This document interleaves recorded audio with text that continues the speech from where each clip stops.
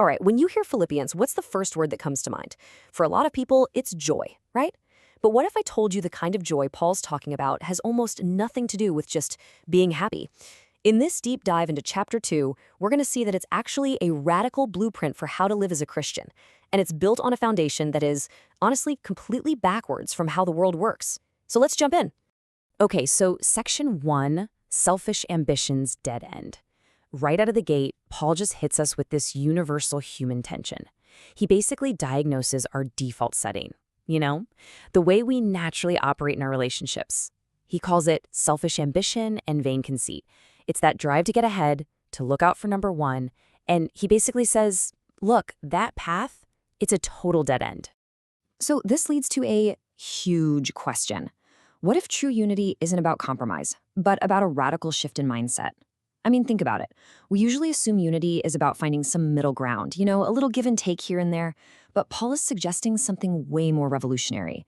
He's not just trying to patch up disagreements. He's going for the root of the problem by calling for a complete overhaul of how we even think. And this right here, this lays out the two completely different paths for how we relate to each other. On one side, you've got selfish ambition. That's the world's default mode, right? The chaotic scramble to get ahead, all driven by ego and looking out for number one. But then, on the other side, you have this totally opposite way of life, valuing others above yourself. This is a community built on humility, on actually looking out for other people's interests. And what Paul is making crystal clear is that these two mindsets, they just can't coexist. You have to choose. So our next section, the downward path to glory. Now you might be asking, okay, how is this radical shift even possible?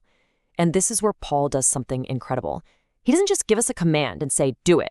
Nope. He gives us the master key. He introduces what scholars call the Christ hymn. It was probably an ancient song they already knew, and it reveals the divine pattern for this whole new way of thinking. This isn't just some nice poetry, you guys. This is the engine that drives the entire chapter. And here it is. Verse 5.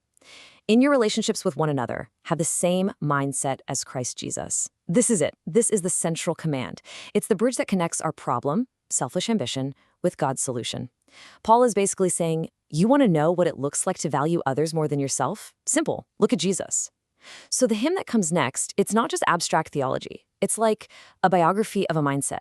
So the hymn lays out this unbelievable story arc. Look at these steps. Step 1, he was in very nature God. I mean, he starts at the absolute pinnacle of glory. But then, step 2, he made himself nothing, taking on the nature of a servant. He willingly chooses the downward path.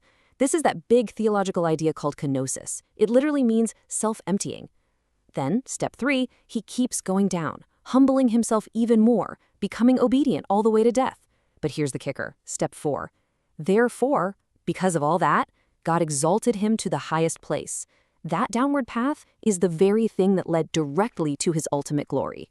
And just to make sure we don't miss how insane this is, Paul adds this phrase, even death on a cross. We have to stop here for a second. In the Roman world, crucifixion wasn't just a way to die. It was the most shameful, horrific, humiliating death you could imagine. It was reserved for the lowest of the low, slaves and criminals. This wasn't just death. It was the absolute bottom. That is the depth of humility he's talking about. And what's the result of all this? Every knee will bow, and every tongue will acknowledge that Jesus Christ is Lord. This just blows the doors off the logic of our world, doesn't it? It reveals how God's kingdom works, and it's completely upside down. The path to supreme honor and glory isn't climbing some corporate or social ladder. It's through emptying yourself out in service to others. Christ's ultimate exaltation is the direct result of his radical, jaw-dropping humility.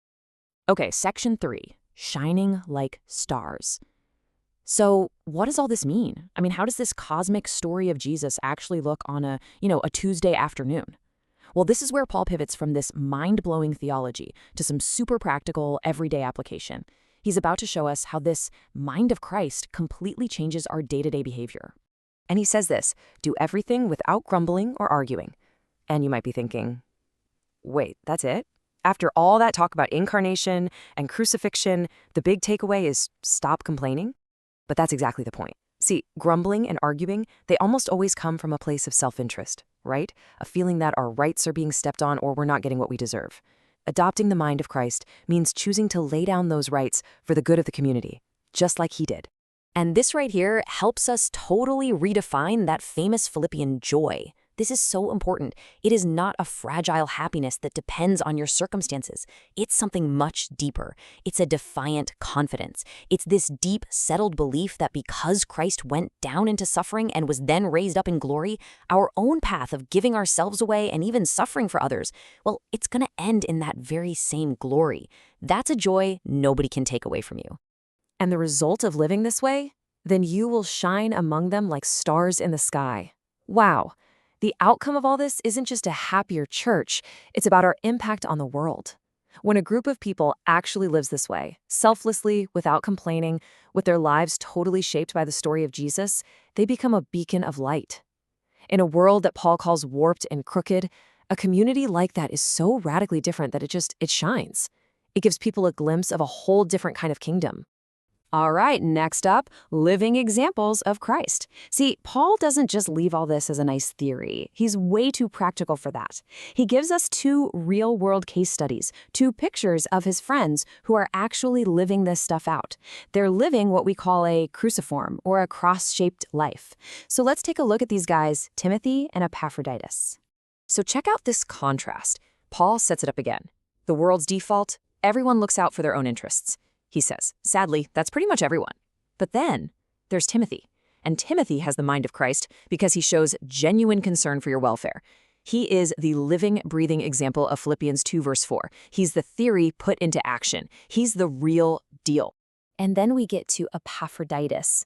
Man, look at this profile in service. The titles Paul just heaps on this guy, they aren't just empty labels. They paint a picture of a man who is all in on partnership and service. He's a brother, a coworker, a fellow soldier. This guy isn't a lone wolf. He is right there in the trenches with Paul, sharing in the work, the struggle, and the partnership of the gospel. And then Paul drops this bombshell. He almost died for the work of Christ. This is so crucial. Epaphroditus didn't just serve when it was easy or convenient. No way. He lived out this mind of Christ to the absolute extreme. He literally risked his own life to serve others. Think about it.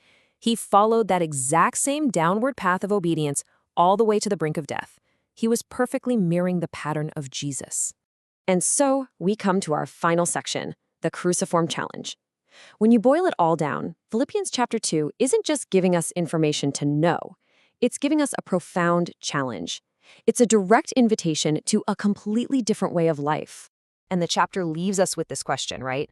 Which path will you choose? The world's ambition or the servant's cross? It really lays out 2 clear options. There's the path of selfish ambition, climbing the ladder, always looking out for your own interests. And then there's the other path, the path of the servant, the path of humility, the path of the cross. So the question Paul is really asking each of us is, which mindset is going to shape your life and your relationships? And it all comes down to this powerful, unforgettable paradox.